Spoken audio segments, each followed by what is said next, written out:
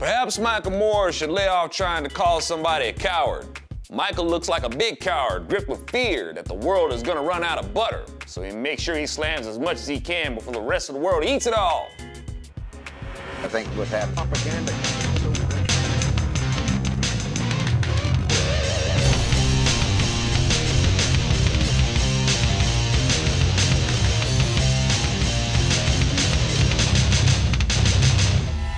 Michael Moore considers himself to be the biggest supporter of the troops because he opposes going to war.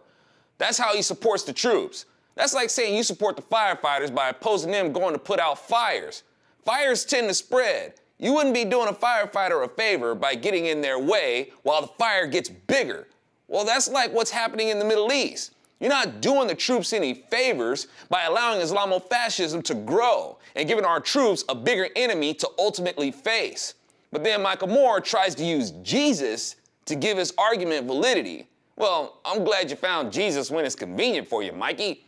Let's be clear on what Jesus would do, because you're seriously taking liberties twisting things about Jesus to make him fit your narrative. Like, for example, it says Jesus had the men sit down and fed 5,000 of them.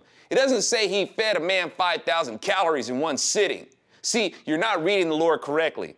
You say that Jesus would shoot someone in the back.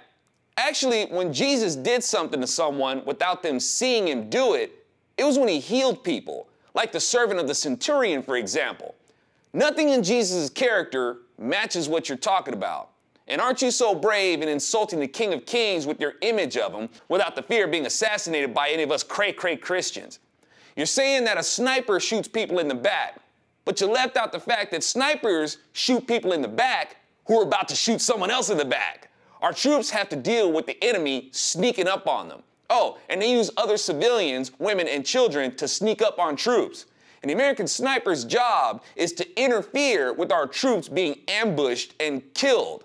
How is the American sniper a coward and the tactics of the enemy aren't? Michael Moore says Jesus wouldn't put any soldiers' lives in harm's way in the first place because he wouldn't have sent them to Iraq. Now, there's truth to that, because if you follow Jesus' instructions, you have peace. But not everybody follows his instructions. In fact, a lot of people hate him and want to kill people who don't believe as they do. So that's when being in Jesus' service can put you in harm's way. Matthew 24:9, then you will be handed over to be persecuted and put to death, and you will be hated by all nations because of me. Matthew 10:16, I am sending you out like sheep among wolves. Therefore be as shrewd as snakes and innocent as doves. In this world, many hate Christ. So to choose to be in his service, you stand the risk of being put in harm's way. But it's not Jesus who seeks to harm his servants. It's those who hate him and want to harm those who serve him. But we serve a king, and to be in a king's service may require being placed in harm's way. So you're very wrong in your assertion that Jesus wouldn't put soldiers in harm's way. That's not cruelty, it's compassion, and that the Lord would fill people with courage to put on the uniform to protect even the lowliest of loudmouth cowards like you. Remember, Jesus is the same God who sent Hebrews to war. In the cities of the nations the Lord your God is giving you as an inheritance, do not leave anything alive that breathes. Completely destroy them. The Hittites, Amorites, Canaanites, Perizzites, Hivites, and Jebusites, as the Lord your God has commanded you. Otherwise, they will teach you to follow all the detestable things they do in worshiping their gods, and you will sin against the Lord your God. Deuteronomy 20:16-18.